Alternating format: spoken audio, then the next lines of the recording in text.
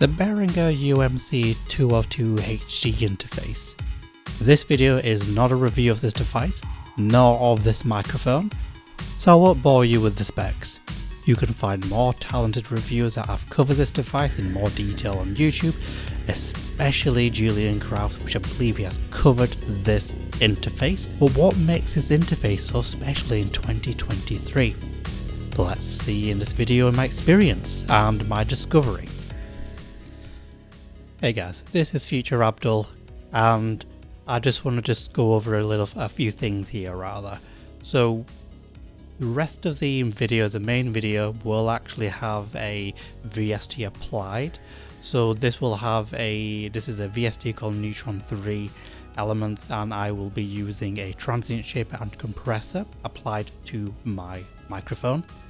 So in this portion of this particular video that we're talking right now, I've disabled that. The only thing I have enabled into OBS in the filters is an expander, additional gain, and a limiter. These don't affect the tone or characteristic the sound of the microphone. So, but I want to just talk quickly over some of the settings I'm using and what microphone I'm using. So on the Behringer interface, the gain dial's at 3 o'clock. The settings is 24-bit at 96 kHz. This microphone is a AKG P5S dynamic microphone. So you can hear this, how it sounds like, how that sounds like now. Just to go over quickly, that interface is a budget interface. Sometimes on sale you can get for like £50, maybe just a little bit more. This microphone was under £50. I got this for like 35. You might be able to, I think it retails normally for about 50. So it's a great budget setup. So I'll let you judge how this sounds. I do quite like this. I'm not going to show specs. I will just say just go to like the website just to check what those values are. But really, this video is about how this all sounds and how this all works together. Back to the video. Hey guys, cheers for tuning in to another video. So again, we're focusing a little bit more on some aspects of OBS, but really what I wanted to talk about was I was doing some, driver maintenance on my PC, including drivers for various hardware inside and peripherals as well, where possible. Among them is a audio interface I have maintained and kept, which is the Behringer UMC 202 HD, or some amazing name Behringer gave to it. So I've had it for a little while now. I've not really given it the full value of use. Simply being put, I found the sound a little bit too cold in terms of in and output in general. However, it's very reliable in terms of its driver effect on whatever I throw at it. So I've been pretty pleased as a piece of budget hardware, because it is one of the more inexpensive audio interfaces you can actually buy, especially with the 2 inputs. And that's where the focus is.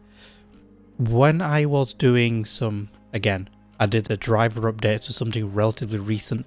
I don't know how recent this was, but when I installed it, I went into OBS and control panel just to see what has been changed. Sometimes when you do a driver update, it resets your settings. But when I went in there, I found something rather odd, something I was not expecting. The driver gave the option to not just either select the inputs as a stereo pair, left and right, 1 or 2, it allowed you to select input 1 or 2 as an input. And I'm like, that was not there before. And that's very convenient, especially when you want to try plug in different microphones in at the same time, but you want to route them very differently. You want to have them in their own track, which is where OBS comes in. I've talked a little bit about OBS on this channel and how I feel like it's making my workflow when it comes to content creation much easier, much simple, and more flexible. And flexibility is where this comes in. So one of the big problems with OBS is when you try to select a stereo input, because you are forced to in a lot of audio interfaces, it will either play it on the left or a right channel. And if to make that mono, you have to go to advanced audio properties and select that particular device or input as mono. This puts a negative effect in that input, which I've noticed, and a few other users have noticed, that it is... Oh, there's an insect on my light. Never mind. That it actually notches down your gain for some strange reason, and it doesn't really tell you. Which makes gain staging, doing this method in OBS, very difficult. I think I mentioned this in a previous video. Because if you want to then use that same input on another piece of software, you realize actually this is way louder than I would set, or increase that gain dial a lot more. So it throws you off. With this, you don't need to use an external third-party software or a plugin in order to achieve that, which is what I've been trying to do, which is what I have been doing recently when it came to the audio interfaces, and that has some issues here and there. It's not perfect, but this is install that driver, plug in the device, or vice versa rather, and you're good to go. You've got those inputs and you can work on the filters straight away, and you don't need to set them as mono because it's already mono if you're selecting in 1 or in 2. So it makes the gain staging significantly better. Also, when it comes to my flexibility, and though I made a video why I'm using my USB microphone as a predominant microphone, which is still true. Anything I do in my Let's Plays, anything that's predominantly talking to people, I primarily use my HyperX Duocast USB microphone. I still think it's way more simpler, more than this, but I've kept this setup so that I have a point of reference with XLR setups. Now this is a dynamic microphone that I've actually, probably the first XLR microphone I bought. One of the cheaper ends, solidly built. It's not a review of it, but it's something I wish to move to when I'm doing my podcast. And I'm going to talk about the strengths of why I'm kept my audio interface still connected and why I have this. That's another video.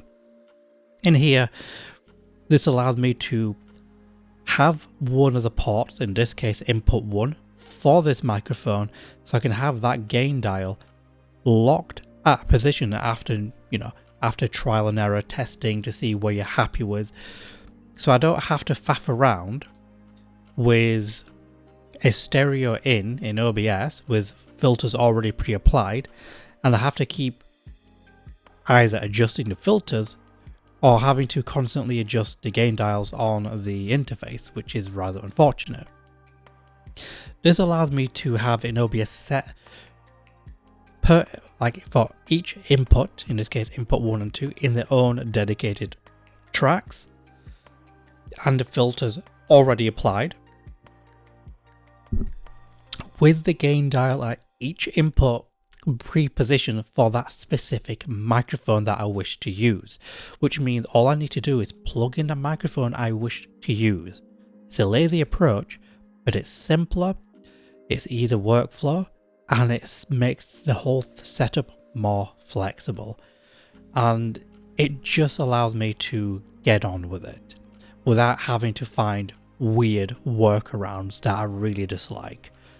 This eliminates the workarounds because it is part and package of what you are getting, and I feel all brands of interfaces need to do that with the drivers, and not just make them compatible with Windows updates on a Windows based PC, give it more features, because all the interfaces, in my opinion, are capable of this.